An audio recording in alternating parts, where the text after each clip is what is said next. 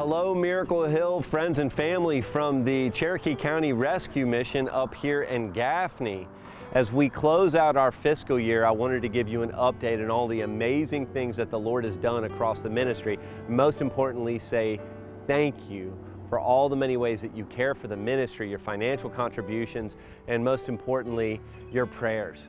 You know, already this fiscal year, with less than a month to go, we have served over 2,200 adults in our shelters and our programs. We've served almost 1,000 families through our food ministry, and we've already served 316 children in our foster care programs and specifically at our foster care community. You know, part of the children's ministry world is making sure that each child has a great end to the story. And so already 31% of those kids have been reunited in a healthy family, and amazingly 37 children have been adopted into loving Christian foster families that are now their permanent loving home. We've served almost 300,000 meals across the ministry, and maybe the most important number that I can share with you today is that we have over 100 salvations that we know of, and we certainly believe that there's many more that we don't know of. You know, as we talk about foster care and children's ministry, the need is still huge across the state. You know, the state needs 2,300 families or more to cover every foster child that has a need. You know, if every church in South Carolina would foster or adopt one child, the need would disappear. So I would ask that you would pray. Pray for us as we continue to serve those foster families and ultimately the children in care. And pray for the foster families or the individuals who are considering fostering, that the Lord would lead them to make a decision about what's right for their family. You know, this time last year, we let you know that we were ending all government assistance, and we were stepping out on faith, and we were inviting you to be a part of the story of filling this amazing, huge gap that we had in funding. It was almost $600,000 that we were looking to fill. And it is my amazing pleasure to tell you that the Lord, Jehovah Jireh, has delivered.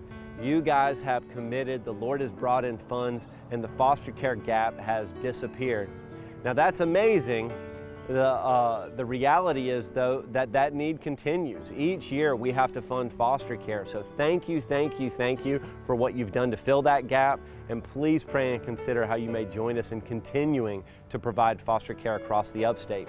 You know, we transitioned our children's home into a foster care community several years ago, and we had 3 amazing homes up there where there's a foster family and they have up to 5 teens or sibling groups in their home. And we've just finished renovating 3 more of the cottages. So we're looking to double our numbers. So another prayer need is finding families that feel called to go and serve in this very real domestic missionary situation. You know, our Vice President of Children's Ministry, she calls it the mission at Pumpkintown, because in a very real way, these domestic missionaries are serving in America in a way that we usually serve overseas. Pray for those families. You know, we have needs as we go into this new and next fiscal year. You know, one of the big things that we're looking at is an exterior upgrade to the Greenville Rescue Mission. As you may be aware, the area around the Greenville Rescue Mission has changed dramatically in the last few years. You know, Unity Park is opening here in the next couple of weeks, and there's townhouses going up all around us. And so we're trying to do 2 things by doing this exterior upgrade. We're trying to be a good steward of the community that we live in. We're trying to make our mission look beautiful for our neighbors, but more importantly, we're trying to make our mission look beautiful and provide safety and safe areas for the guests that we have in care. You know, we are blessed to be a temporary home to so many men at the Greenville Rescue Mission, and we want them to feel that they are as valued as they are. So we want to beautify the exterior, upgrade it, modernize it for this next decade and beyond. So please consider how you can help us in that regard. And then the last big thing that we're doing this fiscal year is about the Cherokee County Rescue Mission. As you know, we have done transitional housing in all different areas. We started out doing it with our addiction recovery programs, and then we've expanded to our shelters. And today we have transitional houses for each and every adult shelter or program in the upstate. but we are not covering every single kind of subpopulation in there. There's two that haven't really been touched. We don't have any transitional housing for women in Spartanburg, and we haven't had any transitional housing for women in Cherokee County. Now in Spartanburg, we believe a partnership through a church is going to help fill the need, but in Cherokee County, we have been designing a new opportunity for transitional housing for women. We have already started raising funds, and amazingly, we have $100,000 already committed to the project.